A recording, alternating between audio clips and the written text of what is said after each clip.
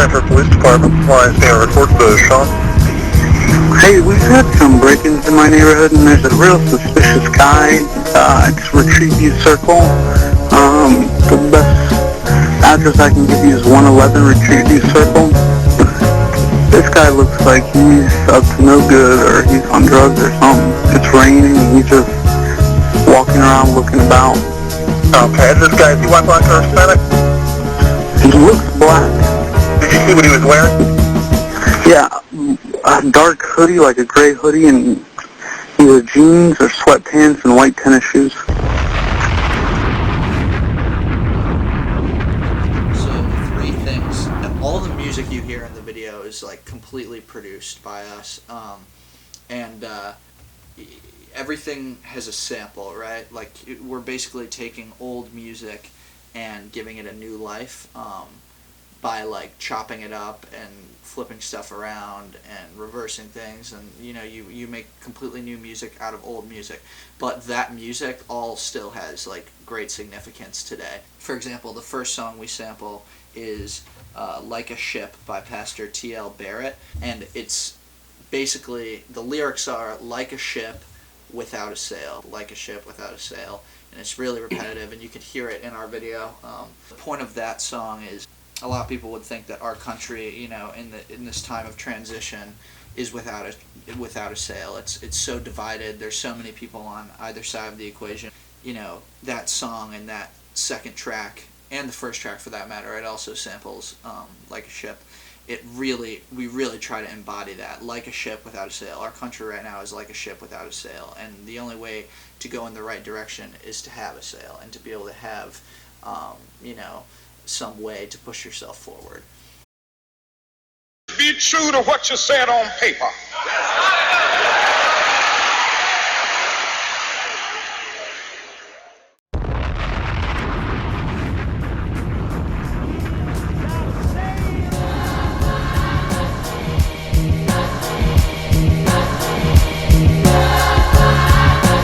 Yes, if you want to say that I was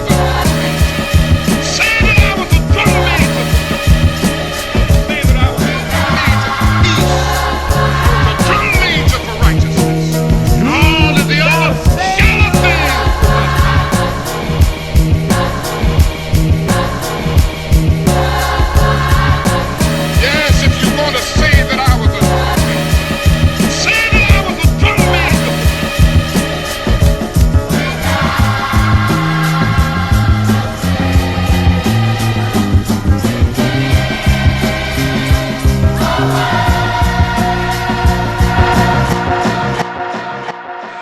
Yes, if you want to say that I was a drum major, say that I was a drum major for justice.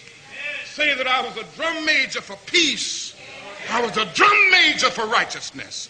And all of the other shallow things will not matter. Will not matter. Will not matter. Will not matter. Will not matter. Will not matter. Will not matter. Will not matter. And on the third song, which is Shoes, like the masterpiece, with the music video and everything, that song samples Aretha Franklin's "Ain't No Way," and you can actually hear it played out at the end of the song. Make the beat that you guys heard, and then we layered some other stuff over that. We layered some choir, some keys, obviously drums. Originally we were going to get it done yesterday, and now we're sitting here today and we're still working at it, so.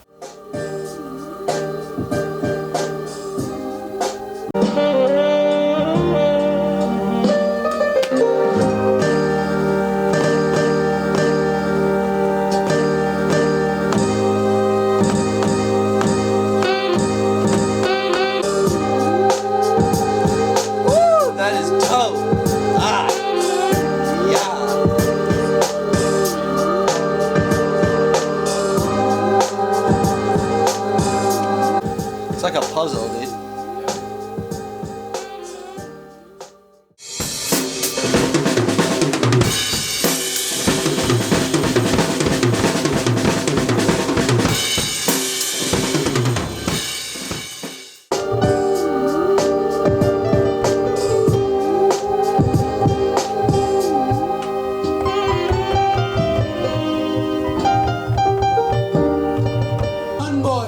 Away from home with your white tennis shoes. I mean, it's cool, boy. Like, I feel like your lines are like 4 and 4, but you're like swishing them into 7. Musically, that's tough, but I'd have to say Kendrick Lamar, Okay. or J. Cole. Or J. Cole. Yeah, because, you know, both of them, they rap about, or they sing about real life experiences, like their real life experiences, whether it be like gang related, you know, family related, you know, like social issues, like they rap about real stuff, and that's what I really care about. Alright. Keep running, with your white tennis shoes, keep running. Bob into some Kayla Mop. Oh, you want me to do? Okay. Yeah, that part. Okay, ready? Keep running, with your white tennis shoes, keep running. I know you thought you was doing your thing. Bob into some Kayla Mop. Yeah, that's dope. It's also dope how it like transitions from like soft to hard. Hey, ready? 1, 2, 3, yeah.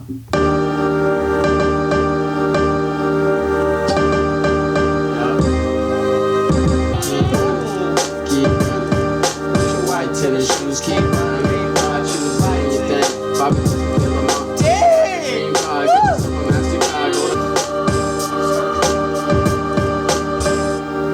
What? Just gotta be on beat more.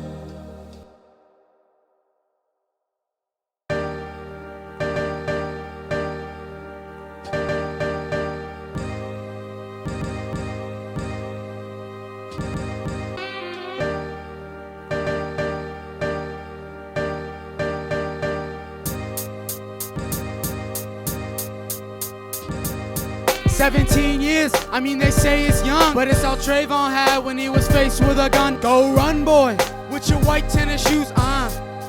Yeah, I mean it's cool, boy, till you break their rules. You know you can't be black when it's dark outside. Put some candy in your pocket and your life's on the line. Hey, your life's on the line.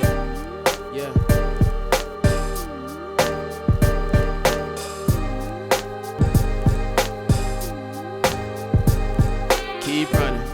Keep running, with your white tennis shoes, keep running. I know you thought you was doing your thing. Bob into some Kayla Mop, thinking about your dream car. Get yourself a MasterCard, go to Madagascar, maybe travel the world. Go with your dream girl, have the time of your life. But now you resting in peace with the legendary Fife.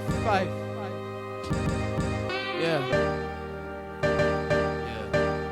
I mean, in the end, we all got each other. You know what I'm saying?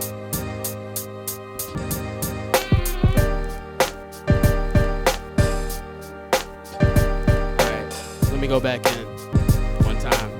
Alright. They say the hardest part of the day is waking up, especially when you got bills to pay. And my mama crying every night, she don't know what to say. I mean, daddy gone, so what am I supposed to do? Ride around with the crew like Dre No Tooth. That's the chronic, I be on it. My boys sell dope, I'm just being honest. I'm just being honest.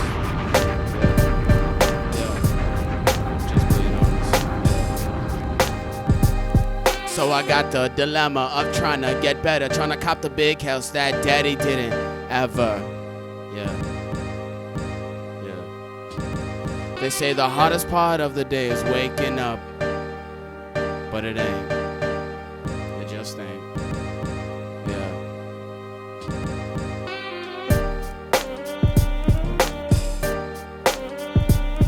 Yeah. But you know you're not alone. You know we all one. Yeah. One people, one heart, one holy son. One people, one heart, one bullet from the gun. That's all it took to make the whole world shook. That a man can die for wearing his gray hood. That a man can die for wearing his holy crown. You know we all suffer. We all suffer.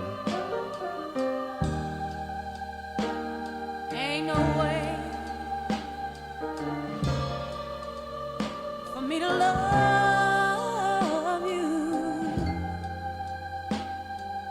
if you won't let me.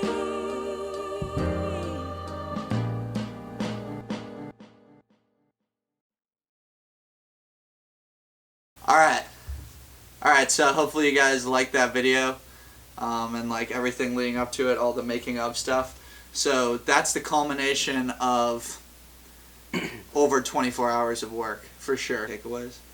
Yeah, so my 3 takeaways were, the first one, the theological one, was how God suffers with us. He doesn't just, watch us suffer or, cause the suffering. He suffers with us. And what I did with the song was I took Trayvon Martin's death and I used his suffering and used it as a connection to our suffering, because when I found out, like for me, when I found out what had happened to him, I suffered, because I want to say, like, I felt his pain, like, honestly, as another black man, like, it just really got to me when I found out he was killed simply because he was wearing a gray hoodie and it was dark outside. I felt for him. Like, I felt so bad when that happened. So that's the way I connected that. And my second one was going off the same thing with Trayvon Martin. Stereotypes in our society today. Just guys who wear like hoodies and like it's like dark outside and it might like look suspicious like to other people, and they might see that as like a threat.